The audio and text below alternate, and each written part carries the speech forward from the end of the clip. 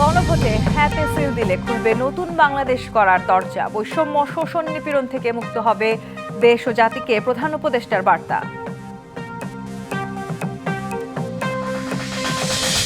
দোষারোপের রাজনীতি করে মানুষের পেট ভরানো যায় না, মন্তব্য তারেক রহমানের। সুষ্ঠু ভোট আয়োজনে নির্বাচন কমিশনের প্রতি আস্থা আছে বিএনপির।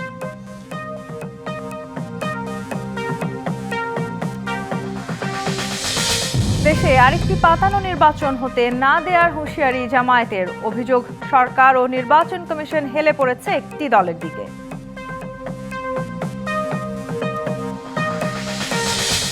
আর কোনো বোঝাপড়া নির্বাচন করতে দেয়া হবে না, যে কোনো অপচেষ্টা প্রতিহতের হুঁশিয়ারি এনসিপির। যমুনায় প্রধান উপদেষ্টার সাথে বৈঠক।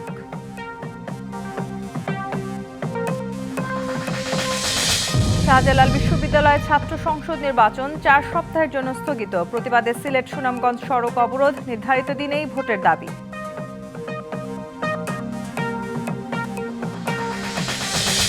চানখাঁরপুরে 6 জনকে হত্যা মামলার রায় ঘোষণা কাল। সর্বোচ্চ সাজা চায় রাষ্ট্রপক্ষ। আসামিদের বলির পাঠা বানানো হচ্ছে, মন্তব্য আসামি পক্ষের। গণভোটে হ্যাঁতে সিল দেওয়ার আহ্বান জানিয়ে জাতির উদ্দেশ্যে দেয়া ভিডিও বার্তায় প্রধান উপদেষ্টা ডক্টর মোহাম্মদ ইউনূস বলেছেন, হ্যাঁতে সিল দিলে বৈষম্য, শোষণ ও নিপীড়ন থেকে মুক্ত হবে বাংলাদেশ। সুদূরপ্রসারী সংস্কারের জন্য জুলাই সনদ প্রণয়ন করা হয়েছে জানিয়ে ডক্টর ইউনূস বলেন, গণভোটে হ্যাঁ সিল দিলে খুলে যাবে নতুন বাংলাদেশ গড়ার দরজা।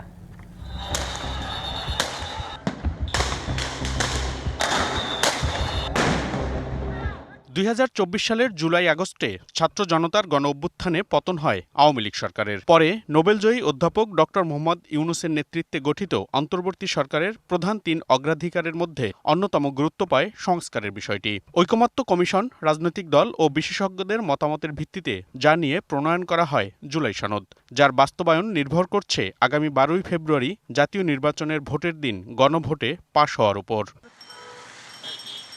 শুরু থেকেই সরকার গণভোটে হ্যাঁ ভোটের পক্ষে থাকতে সবাইকে উদ্বুদ্ধ করে আসছে।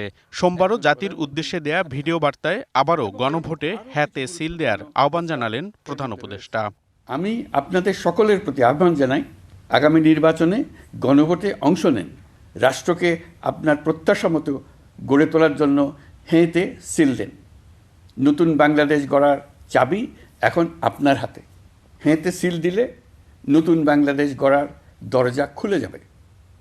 হ্যাঁতে আপনি নিজে সিল দেন, আপনার পরিচিত সবাইকে সিল দিতে উদ্বুদ্ধ করুন এবং তাদেরকে ভোট কেন্দ্রে নিয়ে আসুন। দেশ পাল্টে দিন। প্রধান উপদেষ্টা জানান, গণভোটে হ্যাঁ সিল দিলে শোষণ, বৈষম্য ও নিপীড়ন থেকে মুক্ত হবে বাংলাদেশ। আগামী 12ই ফেব্রুয়ারি জাতীয় সংসদ নির্বাচনের দিনেই অনুষ্ঠিত হবে গণভোট। গণভোটে আপনি হ্যাঁ ভোট দিলে বৈষম্য, শোষণ আর নিপীড়ন থেকে মুক্ত হবে বাংলাদেশ। গণভোটে হ্যাঁ ভোট মানে তত্ত্বাবধায়ক সরকার ও নির্বাচন কমিশন গঠনে সরকার ও বিরোধী দল একসঙ্গে কাজ করবে। সরকার ইচ্ছেমতো সংবিধান পরিবর্তন করতে পারবে না। গুরুত্বপূর্ণ পরিবর্তনের জন্য জনগণের সম্মতি নিতে হবে। সব ক্ষমতা একজন প্রধানমন্ত্রীর হাতে থাকবে না এবং এরকম আরও কিছু গুরুত্বপূর্ণ প্রস্তাব এর মধ্যে রয়েছে। সুদূরপ্রসারী সংস্কারের জন্যই জুলাই সনদ প্রণয়ন করা হয়েছে উল্লেখ করে প্রধান উপদেষ্টা বাংলাদেশকে সামনে এগিয়ে নেয়ার জন্য সকল ভোটারদের গণভোটে অংশ নেয়ার আহ্বান জানান। আমরা সবাই মিলে দেশ গড়ার এই সুযোগ নেব। মনিরুল সোহাগ, ডিবিসি নিউজ, ঢাকা। নির্বাচন অনুষ্ঠানে যারাই বাধা ও বিশৃঙ্খলা তৈরির চেষ্টা করবে তাদেরকে কঠোর হাতে দমন করার নির্দেশ দেওয়া হয়েছে। প্রতিটি ভোট কেন্দ্রে police, RAB, BGB, coastguard, Ansar সদস্যদের নিয়ে গঠন করা হবে নিয়ন্ত্রণ সেল। সচিবালয়ে আইন শৃঙ্খলা সংক্রান্ত বৈঠক শেষে এমনটা জানিয়েছেন স্বরাষ্ট্র উপদেষ্টা জাহাঙ্গীর আলম চৌধুরী।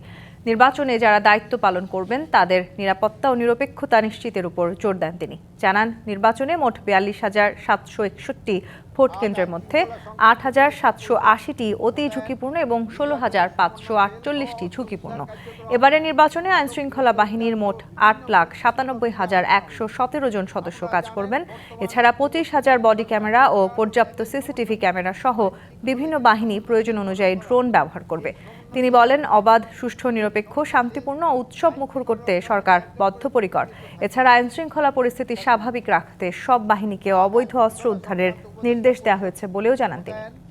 নির্বাচনী সমন্বয়শীল হওয়া অস্ত্র উদ্ধার কার্যক্রম আপনাদের সকলের সহযোগিতা ছাড়া আইন শৃঙ্খলার পরিস্থিতি এবং এই স্থিতিশীলতা বজায় রাখা সম্ভব নয়। সকলের সম্মিলিত প্রচেষ্টায় আমরা একটা অবাধ, সুষ্ঠু, নিরপেক্ষ, শান্তিপূর্ণ এবং উৎসবমুখর জাতীয় নির্বাচন উপহার দিতে সক্ষম হব। দোষারোপের রাজনীতি করে মানুষের পেট ভরানো যায় না। মানুষের পাশে দাঁড়ানোই সবচেয়ে বড় রাজনীতি। রাজনীতি হতে হবে দেশের সাধারণ মানুষের কল্যাণে। দুপুরে যশোরের শিশু আফিয়ার পরিবারের কাছে ঘর হস্তান্তর অনুষ্ঠানে ভার্চুয়ালি যুক্ত হয়ে এসব কথা বলেন বিএনপি চেয়ারম্যান তারেক রহমান। তিনি আরও বলেন, দেশের রাজনীতিতে দীর্ঘদিন ধরে মঞ্চে দাঁড়িয়ে একদল আরেক দলের সমালোচনা ও দোষারোপ করে আসছে। এই ধারাবাহিকতায় পরিবর্তন প্রয়োজন। বিএনপি সেই পরিবর্তনের সূচনা করেছে উল্লেখ করে তারেক রহমান বলেন, রাজনীতির কেন্দ্রবিন্দুতে থাকতে হবে মানুষের জীবনমান উন্নয়ন। আগামীতে জনগণের সমর্থনে সরকার গঠন করতে পারলে ফ্যামিলি কার্ড চালুর মাধ্যমে অসহায় পরিবারগুলোর জন্য সেবা নিশ্চিত করা হবে বলেও জানান তিনি।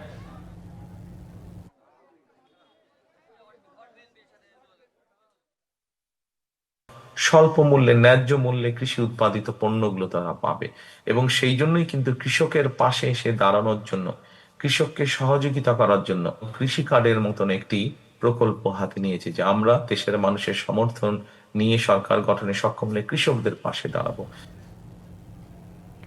বাংলাদেশকে কেউ নির্দেশনা দিচ্ছে না এবং দেবেও না। বিএনপির কার্যালয়ে চেয়ারম্যান তারেক রহমানের সাথে যুক্তরাষ্ট্র, কানাডা সহ 11 দেশের রাষ্ট্রদূতের সৌজন্য সাক্ষাৎ শেষে এসব জানান বিএনপির যুগ্ম মহাসচিব রুহুল কবির। আরও বলেন, বাংলাদেশের সাথে দেশগুলোর দ্বিপাক্ষিক সম্পর্ক কিভাবে উন্নতি করা যায় সে বিষয়ে ইতিবাচক আলোচনা হয়েছে। বিএনপির কার্যালয়ে চেয়ারম্যান তারেক রহমানের সাথে যুক্তরাষ্ট্র, কানাডা সহ 11 দেশের রাষ্ট্রদূতের সৌজন্য সাক্ষাৎ শেষে এসব জানান বিএনপির যুগ্ম মহাসচিব হুমায়ুন কবির। আরও বলেন, বাংলাদেশের সাথে দেশগুলোর দ্বিপাক্ষিক সম্পর্ক কিভাবে উন্নতি করা যায় সেই বিষয়ে ইতিবাচক আলোচনা হয়েছে।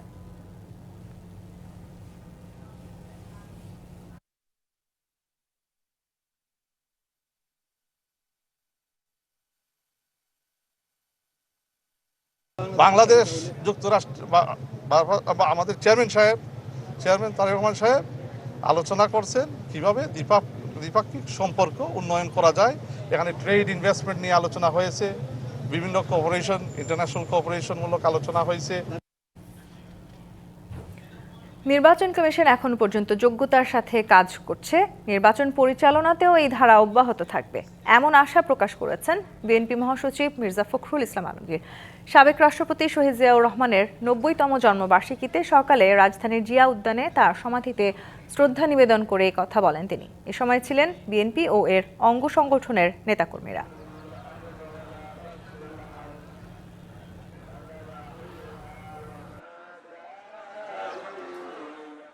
দেশের রাজনীতিতে একটি এমন নাম, যে নাম প্রতি মুহূর্তেই স্মরণ করতে হয়, যে বাংলাদেশের স্বাধীনতা ঘোষণা করেছিলেন এবং পরবর্তীকালে বাংলাদেশে গণতন্ত্রকে এবং বহুদলীয় গণতন্ত্রকে পুরো প্রবর্তন করেছিলেন, সংবাদপত্রের স্বাধীনতা নিশ্চিত করেছিলেন, বিচার বিভাগের স্বাধীনতাকে নিশ্চিত করেছিলেন এবং অর্থনীতিতে বটমলেস বাস্কেটে ভবিত হওয়া বাংলাদেশকে সমৃদ্ধির অর্থনীতি পরিচালনা করা।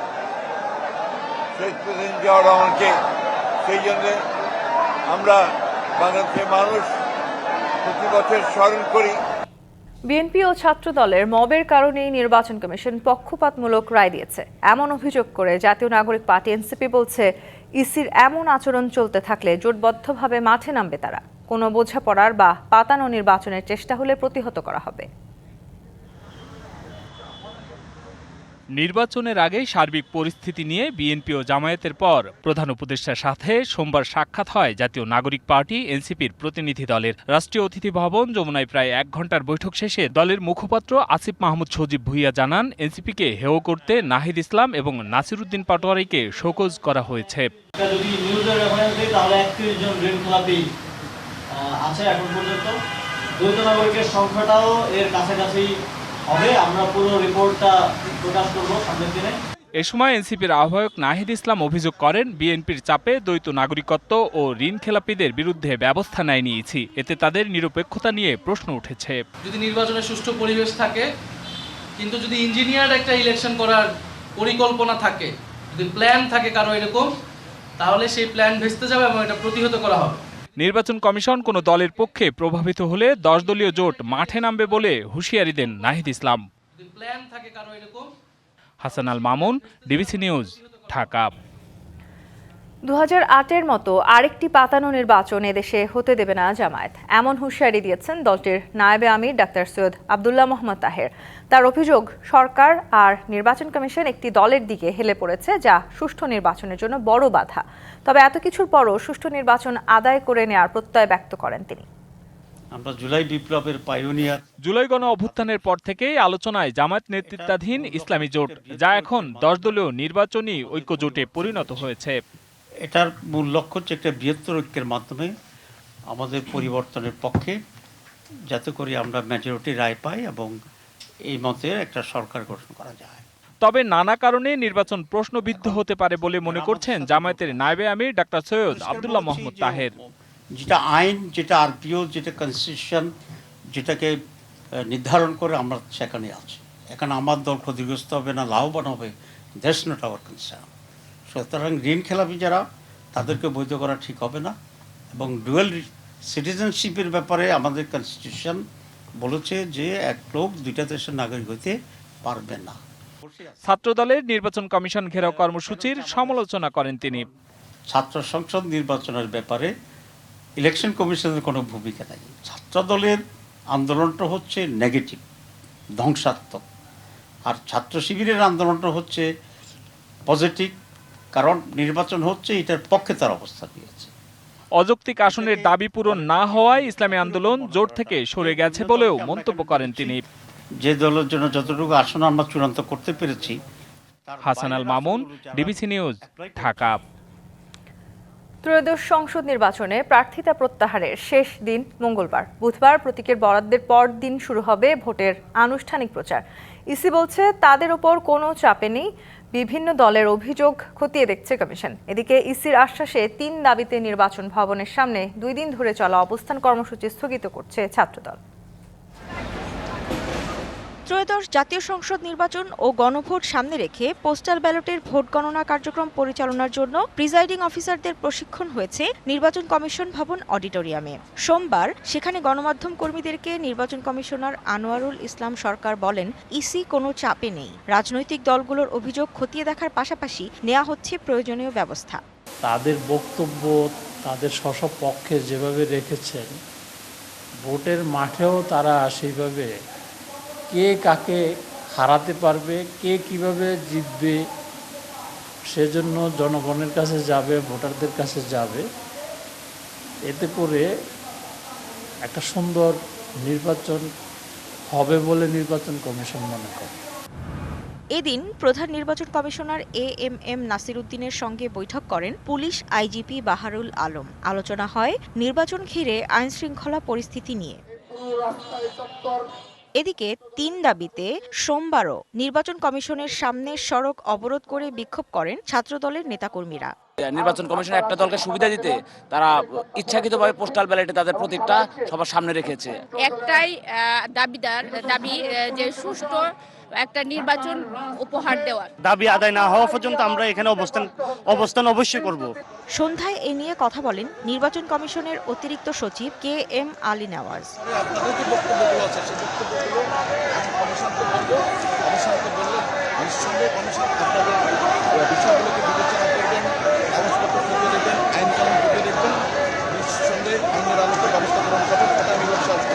পরে কর্মসূচি স্থগিতের ঘোষণা দেন ছাত্রদলের সভাপতি। মিডিয়ার সম্মুখে আমাদেরকে অনুরোধ জানিয়েছে যে ছাত্রদল যেন আমরা আজকের মতো কর্মসূচি এখানে স্থগিত করি। সেজন্য আমরা ছাত্রদল কেন্দ্রীয় সংসদ পরবর্তীতে আমরা আলোচনার ভিত্তিতে সিদ্ধান্ত নিয়েছি, আমরা সাময়িকভাবে আমাদের এই কর্মসূচি এখানে সমাপ্তি ঘোষণা করছি। পোস্টাল ব্যালটে পক্ষপাতিত্ব, একটি দলকে সুবিধা দেয়া ও সাকসু নির্বাচন নিয়ে বিতর্কিত প্রজ্ঞাপন জারি করার প্রতিবাদে রবিবার এ কর্মসূচি শুরু করে ছাত্রদল। Humaira Faruki, DBC news, Dhaka. শাহজালাল বিজ্ঞান ও প্রযুক্তি বিশ্ববিদ্যালয় ছাত্র সংসদ শাকচু নির্বাচন স্থগিতের প্রতিবাদে বিক্ষোভ করছে শিক্ষার্থীরা। এর আগে রাত ৯টা পর্যন্ত আলটিমেটাম দিয়েছিল তারা। রাস্তা অবরোধ শেষে ক্যাম্পাসের প্রশাসন ভবন ১-এর সামনে বিক্ষোভের এক পর্যায়ে শিক্ষার্থীদের প্রতিনিধি দল প্রশাসনের সাথে বৈঠকে বসে।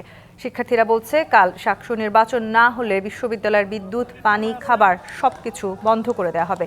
দুপুর 12টা থেকে এখনও প্রশাসন ভবনে ঝুলছে তালা। ভিতরে অবরুদ্ধ ভিসি, প্রভিসি ও রেজিস্ট্রার সহ আরও অনেকে। এর আগে দুপুরে 4 সপ্তাহের জন্য শাকচু নির্বাচন স্থগিত করে হাইকোর্ট। দীর্ঘ 28 বছর পর আগামীকাল শাকচু নির্বাচনের কথা ছিল। শাকচু ক্যাম্পাসে আছেন সহকর্মী তাওহিদুর রহমান শাহ। বিস্তারিত জানাতে আমরা সরাসরি যাচ্ছি তার কাছে। তাওহিদ, শিক্ষার্থীদের আলটিমেটাম এবং অবরোধের ব্যাপারে বিস্তারিত জানাবেন আমাদের। শাহজালাল বিজ্ঞান ও প্রযুক্তি বিশ্ববিদ্যালয়ের কেন্দ্রীয় ছাত্র সংসদ ও হল সংসদ নির্বাচনের ঠিক আগের দিন ছিল আজ, কিন্তু শিক্ষার্থীদের করা একটি রিটের প্রেক্ষিতে আজ হাইকোর্ট যখন নির্বাচনটির স্থগিতাদেশ দিয়েছে, তার আগে এবং পরে মিলিয়ে পুরো দিন কিন্তু শাকচু চায় এমন প্যানেলের প্রার্থী এবং সমর্থিত শিক্ষার্থী যারা রয়েছেন তারা পুরো দিন আন্দোলন করেছেন। আজকে তারা অবরুদ্ধ অবস্থায়। তাদের দাবি হচ্ছে যে প্রশাসন ভবন 1-এর ভিতরে বিশ্ববিদ্যালয়ের চ্যান্সেলর, ভাইস চ্যান্সেলর, রেজিস্ট্রার সহ অনেকে তারা অবরুদ্ধ করে রেখেছেন এবং তারা রাত 7টা থেকে 8টা পর্যন্ত তারা দাবি করছেন যে ভিতরে গিয়ে তারা একটি বৈঠক করেছিলেন এবং সেই বৈঠকে তারা শেষ পর্যন্ত শাবিপ্রবির কেন্দ্রীয় ছাত্র সংসদের নির্বাচন দেওয়ার জন্য প্রশাসনের কাছে দাবি রাখলেও প্রশাসন তাদেরকে বলেছেন যে হাইকোর্টের স্থগিতাদেশের কারণে প্রশাসন এই মুহূর্তে নির্বাচন দিতে পারছেন না।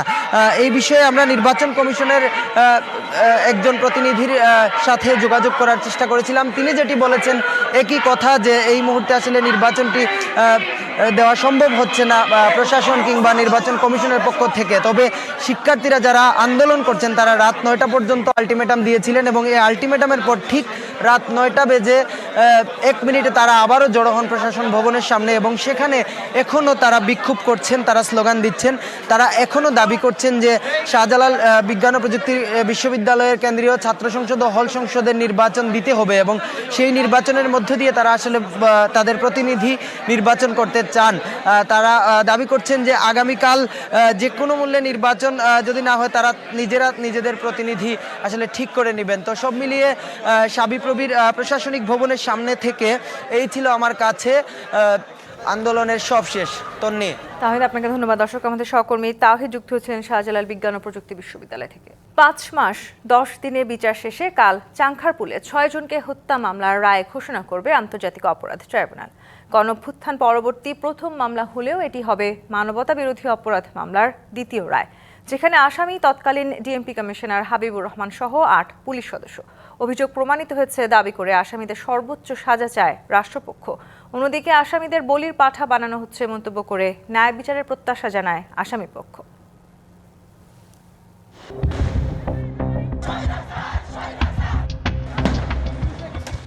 5 আগস্ট 2024। শেখ হাসিনার পতনের দিনে উত্তাল সারা দেশ। সেদিন রাজধানীর চাংখারপুলে নির্বিচারে গুলি চালায় পুলিশ। শহীদ হন আনাস, জুনায়েদ, ইয়াকুব, রাকিব সহ 6 জন। দীর্ঘ তদন্ত শেষে গত বছরের এপ্রিলে মামলার প্রতিবেদন দাখিল হয়। এর পরিপ্রেক্ষিতে 8 আসামির বিরুদ্ধে অভিযোগপত্র দেয় প্রসিকিউশন। 14 জুলাই অভিযোগ গঠন করে শুরু হয় বিচার। রাষ্ট্রপক্ষ জানায় তৎকালীন ডিএমপি কমিশনার হাবিবুর রহমান, যুগ্ম কমিশনার সুদীপ কুমার চক্রবর্তী, এডিসি আক্তারুল ও সাভাক থানার পরিদর্শক আরশাদের নির্দেশে চাইনিজ রাইফেল দিয়ে গুলি চালায় কনস্টেবল সুজন, ইজাজ হোসেন, ইমন ও নাসিরুল। এর মধ্যে গ্রেফতার রয়েছে 4 জন। প্রসিকিউশনের দাবি 19টি ভিডিও ফুটেজ, মারণাস্ত্র ব্যবহারের নির্দেশনার অডিও ক্লিপ এবং সাক্ষ্যের মাধ্যমে আসামিদের অপরাধ প্রমাণিত হয়েছে। আর আসামি পক্ষের দাবি রাজনীতির বলির পাঠা হচ্ছেন তার মক্কেলরা। জুলাই গণঅভ্যুত্থানের পর পুনর্গঠিত ট্রাইব্যুনালের প্রথম মামলা ছিল চাংখারপুলে সংগঠিত মানবতা বিরোধী অপরাধ, যেখানে আনাস সহ 6 জনকে হত্যার অভিযোগ আনা হয়েছিল এবং প্রত্যেকটি আসামি ছিল এখানে পুলিশ। তাই প্রমাণের জন্য আমরা প্রসিকিউশনের পক্ষ থেকে 26 জন সাক্ষীর সাক্ষ্য উপস্থাপন করেছি। যে সকল পুলিশ সদস্যরা ওই দিন ঘটনাস্থলে উপস্থিত ছিল, যাদের হাতে অস্ত্র ছিল কিন্তু তারা গুলি করেনি, তারা ট্রাইব্যুনালে এসে সাক্ষ্য দিয়ে বলেছেন যে আমার আশপাশে দাঁড়িয়ে অমুক অমুক অমুক গুলি করেছে। এরকম অকাট্য প্রমাণ আমরা ট্রাইব্যুনালে এই মামলা প্রমাণের জন্য জমা দিয়েছি। এ কারণেই আমরা মনে করি যে প্রসিকিউশন এই সকল আসামির বিরুদ্ধে এই আনিত অভিযোগ সন্দেহাতীতভাবে প্রমাণ করতে সক্ষম হয়েছে। আর তাদেরকে উপর থেকে যেভাবে অর্ডার করা হয়েছে, সুপিরিয়র অর্ডার, আপনি যদি বলেন সাবেক প্রধানমন্ত্রী শেখ হাসিনা বা সাবেক স্বরাষ্ট্রমন্ত্রী আসাদুজ্জামান খান কামাল, আইজিপি আব্দুল্লাহ মামুন, এবং তারা যেভাবে অর্ডার করেছে ওই অর্ডারের উপর বেস করে ডিএমপির হাবিবুর রহমান উনি অর্ডার করেছে। এখন ওরা যে অর্ডারটা করবে, এই সাধারণ সোলজাররা, মানে আমরা যদি বলি কনস্টেবল, এটা শুনতে বাধ্য। এবং এটা যদি না শুনতে, এদেরকে দেখা যেত আবার শেখ হাসিনা গভর্নমেন্ট যদি টিকে যেত, আবার এদেরকে আবার বিচার করতো, এদেরকে বিচার করে আবার এদেরকে বিভাগীয় পানিশমেন্ট দিত যে তোমরা কেন আমাদের অর্ডার শোনো নাই বা আদেশ শোনো নাই। এটা কিন্তু হিসাবে রাজনৈতিক বলির পাঠা। ন্যায় বিচারের প্রত্যাশা যখন আসামি পক্ষের, তখন মৃত্যুদণ্ডের সাজাই ন্যায় বিচার বলে মনে করে রাষ্ট্রপক্ষ। না, আমাদের প্রত্যাশা হচ্ছে আমরা আশা করি যে আমরা ন্যায় বিচার পাবো। বাকিরা যদি কোনো ধরনের আমরা সংক্ষুব্ধ হই, সেক্ষেত্রে আমরা অবশ্যই আপিলে যাব। আশা করছি যে আন্তর্জাতিক অপরাধ ট্রাইব্যুনাল আইনের সর্বোচ্চ শাস্তি মৃত্যুদণ্ড ট্রাইব্যুনাল এই আসামিদের বিরুদ্ধে প্রদান করবে। বিচারিক প্রক্রিয়া চূড়ান্ত পর্যায়ে থাকায় মাস দেড়েকের মধ্যে গণ অভ্যুত্থানের আলোচিত শহীদ আবু সাইদ হত্যাকাণ্ড সহ বেশ কিছু মামলার রায়ের সম্ভাবনার কথাও জানায় রাষ্ট্রপক্ষ। 1 থেকে 1.5 মাসের মধ্যে এই 3টি মামলারও রায় হয়তোবা দেশবাসী পেতে পারে। Mizan Ahmed, DBC news, Dhaka. ত্রয়োদশ জাতীয় সংসদ নির্বাচনে ভোটের দিন ঠিক হয়েছে 12ই ফেব্রুয়ারি। সারা দেশে বইছে সেই ভোটের হাওয়া। এ নিয়ে কি ভাবছেন সাধারণ মানুষ থেকে শুরু করে আগামীর জনপ্রতিনিধিরা, সে কথা জানাতে ডিবিসি নিউজের ইলেকশন এক্সপ্রেস ছুটে যাচ্ছে সব সংসদীয় আসনে। এখন আছে সংসদীয় আসন 248, ব্রাহ্মণবাড়িয়া 6। স্বাগত জানাচ্ছি সিএসআরএম ডিবিসি ইলেকশন এক্সপ্রেসে। আমার সঙ্গে এই মুহূর্তে যুক্ত আছেন ব্রাহ্মণবাড়িয়া 6 আসনের নারী ভোটাররা। শুধুমাত্র তাদের সঙ্গে কথা বলবো আজকে, যে নারীদের যেসব বিষয় রয়েছে, বিভিন্ন বিষয়ে তারা সমস্যায় জর্জরিত, সেই যে অভিভাবক হয়ে আসবেন, নতুন দায়িত্ব যিনি নেবেন এই আসনটাতে, তার কাছ থেকে আসলে কী ধরনের প্রত্যাশা নারীদের থাকছে। স্বাগত আপনাদেরকে সিএসআরএম ডিবিসি ইলেকশন এক্সপ্রেসে। শুরুতে আপনার কাছে যেতে চাই যে এখানে এই আসনটাতে নারী হিসেবে আপনার কি প্রত্যাশা, যিনি অভিভাবক হয়ে আসবেন? যিনি অভিভাবক হয়ে আসবেন, আমার প্রত্যাশা যে এইখানে মহিলা কলেজের আমার মনে হয় যেন কিছুটা অভাব রয়েছে, যেটা আমাদের জন্য খুবই প্রয়োজনীয়। মেয়েদের আসলে সিকিউরিটির ব্যাপার আছে, এবং এটা মানে সুশিক্ষা যদি সম্পন্ন করতে হয় একটা মেয়ের, তবে অবশ্যই মহিলা কলেজ, সেজন্য একটা ভালো মানের মহিলা কলেজ দরকার, এটা আমি মনে করছি। আর কি সমস্যা পড়তে হয় চলাচল করতে গেলে? দেখা যায় মহিলা যদি কলেজটা আলাদা হয় তাহলে সে সিকিউর ফিল করে, সে ইফটিজিং এর শিকার হয় না, যেটা আমাদের কমন সমস্যা। তো এই জন্য মনে করি যে একটা মহিলা টিচার অবশ্যই একটা মহিলা স্টুডেন্টের সমস্যা বুঝবে। তো মহিলা টিচার, ভালো মানের মহিলা টিচারও দরকার এখানে, এবং মহিলা কলেজটা বেশি দরকার আমি মনে করছি। অসংখ্য ধন্যবাদ। আমি একটু যেতে চাই আপনার কাছে, আর কি ধরনের প্রত্যাশা থাকতে পারেন? কিন্তু বললেন মহিলা কলেজের বিষয়, আপনার কাছে কি মনে হয়? আসসালামু আলাইকুম। আমি চাই বাংলাদেশ জাতীয় জামাতে ইসলামদেরকে, আমাদের মহিলাদেরকে নিরাপত্তার জন্য আমরা সরকারের কাছে এতটুকু আবেদন। এই আসনটাতে যোগাযোগ ব্যবস্থার কতটা অবনতি আছে? আমাদের যে রাস্তাঘাট যে উন্নত হয়, আমরা এটাই চাই সরকারের কাছে। জি, অসংখ্য ধন্যবাদ। এখানে আর কয়েকজন আছেন, কি ধরনের সমস্যা রয়েছে এই আসনটাতে একটু যদি বলতেন, যিনি দায়িত্ব নেবেন ব্রাহ্মণবাড়িয়া 6 আসনটাতে, তার কাছে কি ধরনের? একটা ব্রিজ হলে ভালো হয়, অনেক কষ্ট হয় যাতায়াতের জন্য, ফেরিঘাটে অনেক যানজট হয়, তার জন্য আমরা একটা ভালো ব্রিজ চাই। আপনার কাছে একটু যেতে। আমাদের যুব সমাজ মাদকের কারণে ধ্বংস হয়ে যাচ্ছে। আমরা ব্রাহ্মণবাড়িয়া 6 আসনে যা এমপি আসবে, ওনার কাছে আমাদের প্রত্যাশা মানে যুব সমাজটা যেন মাদক মুক্ত করে দেয়। অসংখ্য ধন্যবাদ আপনাদেরকে প্রত্যেককেই। আমাদের সঙ্গে আপনারা এতক্ষণ যুক্ত ছিলেন, বিভিন্ন সমস্যার কথা তুলে ধরছেন। পরবর্তীতে আগামীকাল থাকছে কুমিল্লা 1 এবং কুমিল্লা 2 আসন, সেখানে তুলে ধরবো বিভিন্ন রাজনৈতিক দলের মনোনীত প্রার্থীরা কি ভাবছেন আগামী নির্বাচনকে কেন্দ্র করে, সেসব বিষয়। সঙ্গে থাকুন সিএসআরএম ডিবিসি ইলেকশন এক্সপ্রেসের। শীতের তীব্রতায় পঞ্চগড়, ঠাকুরগাঁও, দিনাজপুর, চুয়াডাঙ্গা সহ বিভিন্ন জেলায় মানুষের দৈনন্দিন জীবনযাত্রা ব্যাহত হচ্ছে। ঠাকুরগাঁয়ে তাপমাত্রা রেকর্ড করা হয় 9.8 ডিগ্রি সেলসিয়াস। তাপমাত্রা কম থাকায় জেলায় শীতের অনুভূতি জোরালো হয়েছে। এদিকে ভরা মৌসুমেও দিনাজপুরে শীতকালীন সবজির বাজার চড়া। তীব্র শীতে বিভিন্ন এলাকায় সবজির উৎপাদন ব্যাহত হওয়ায় দাম বেড়েছে, দাবি বিক্রেতাদের। মাঘের শুরু থেকে চুয়াডাঙ্গায় তাপমাত্রা কিছুটা বেড়েছে, তবে কমেনি শীতের দাপট।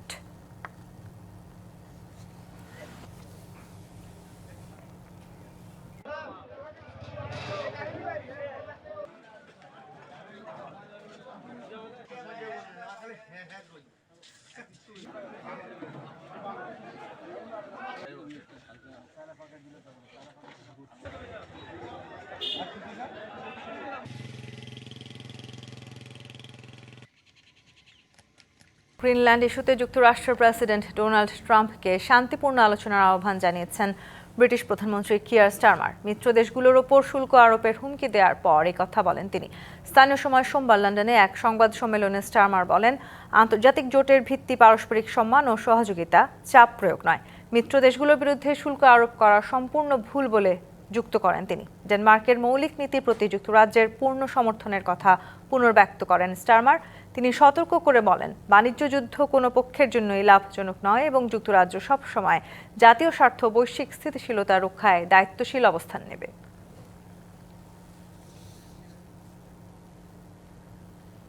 21শে জানুয়ারি বাংলাদেশের বিশ্বকাপ ভাগ্য নির্ধারণ হবে, এমন খবর অসত্য ও ভিত্তিহীন বলে উড়িয়ে দিয়েছে বিসিবি। শনিবারের আইসিসি বিসিবি বৈঠকে এই বিষয়ে আলোচনা হয়নি বলে জানিয়েছেন মিডিয়া কমিটির চেয়ারম্যান আমজাদ হোসেন। ভারতে না যাওয়ার সিদ্ধান্ত অনড় বাংলাদেশ ক্রিকেট বোর্ড, অপেক্ষায় আছে আইসিসির সিদ্ধান্তের। গঠনমূলক আলোচনার মাধ্যমে বিষয়টি সমাধান হবে জানান মিডিয়া কমিটির চেয়ারম্যান। বাংলাদেশের বিশ্বকাপ ভবিষ্যৎ নিয়ে উত্তেজনা উৎকণ্ঠা চরমে। আসন্ন বিশ্ব আসরে টাইগারদের অংশগ্রহণের বিষয়টি এখনো অমীমাংসিত। বিসিবি এবং আইসিসির মধ্যে 2 দফা আলোচনার পরও আসেনি চূড়ান্ত সমাধান। শনিবার ঢাকায় এসে আইসিসির প্রতিনিধি দল সভা করে গেলেও জট খোলেনি এখনো।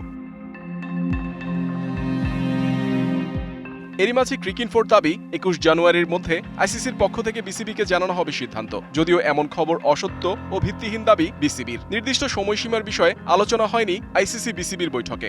আমাদের বিশ্বকাপে পার্টিসিপেশনের জন্য আমাদের যে ভেন্যুর ব্যাপারে ইনফরমেশনটা আমরা বলে দেই যে ঠিক আছে, আমরা যে ভেন্যুতে খেলতে অপারগ এবং অল্টারনেট ভেন্যুর জন্য আমরা রিকোয়েস্ট করি। তাদের প্রতিনিধির সাথে আমাদের বিস্তারিত আলোচনা হয়। নিরাপত্তা ইস্যুতে ভারত না যাওয়ার সিদ্ধান্তে অনড় বিসিবি। সবশেষ বৈঠকে এই বিষয়টি আবারও জানিয়েছিল আইসিসিকে। বাংলাদেশ ক্রিকেট বোর্ডের পক্ষ থেকে দেয়া হয় 2টি প্রস্তাব। ভেন্যু শ্রীলঙ্কায় সরিয়ে নেওয়ার পাশাপাশি গ্রুপ পরিবর্তনের বিষয়ে আলোচনা হয়। ওনারা তখন আমাদেরকে বলেন যে ঠিক আছে, এই ব্যাপারগুলো তারা যে আইসিসিকে অবহিত করবেন এবং পরবর্তীতে ডিসিশন আমাদেরকে জানিয়ে দিবেন। তো এ ব্যাপারে ওনারা কোনো স্পেসিফিক ডেট বা কবে নাগাদ জানাবেন কিছুই বলেননি, শুধুমাত্র বলেছেন যে আমাদেরকে পরবর্তী তারিখটা কবে হবে জানিয়ে দিবেন। গণমাধ্যমের খবর, বাংলাদেশকে স্থলাভিষিক্ত করতে পারে স্কটল্যান্ড। সময় গড়ানোর সাথে সাথে বাড়ছে অস্থিরতা। যদিও সংকট সমাধানে গঠনমূলক আলোচনার পক্ষে আইসিসি ও BCB. Muhammad Nazim, DBC news, Dhaka. Sylhet টাইটান্সের হয়ে বিপিএল খেলতে ঢাকায় এসেছেন English wicket keeper batter Sam Billings. Chris ওকসের মতো সরাসরি চুক্তিতে তাকে দলে নিয়েছে সিলেট। বিগ ব্যাশের চলতি আসরে সিডনি থান্ডারের হয়ে খেলেছেন স্যাম। সিলেটের জন্য খেলতে বিগ ব্যাশ ছেড়ে ঢাকার ফ্লাইট ধরেছেন এই ইংলিশ ব্যাটার। বিগ ব্যাশে ঠিকঠাক ছন্দে ছিলেন বিলিংস। 10 ম্যাচ খেলে 130 স্ট্রাইক রেটে করেছেন 204 রান। আছে একটি 50। প্লে অফে জায়গা নিশ্চিত করেছে টাইটান্সরা। এলিমিনেটরে সিলেটের হয়ে মাঠ মাতানোর জন্য তাই সরাসরি অস্ট্রেলিয়া থেকে ঢাকায় এসেছেন এই ইংলিশ। ডিবিসি সংবাদ এই ছিল এখনকার মতো। ডিবিসি নিউজের সংবাদগুলো পড়তে ভিজিট করুন dbcnews.tv আর ভিজিট করুন ডিবিসি নিউজের ফেসবুক পেজ এবং ইউটিউব চ্যানেল। ডিবিসির সঙ্গেই থাকুন।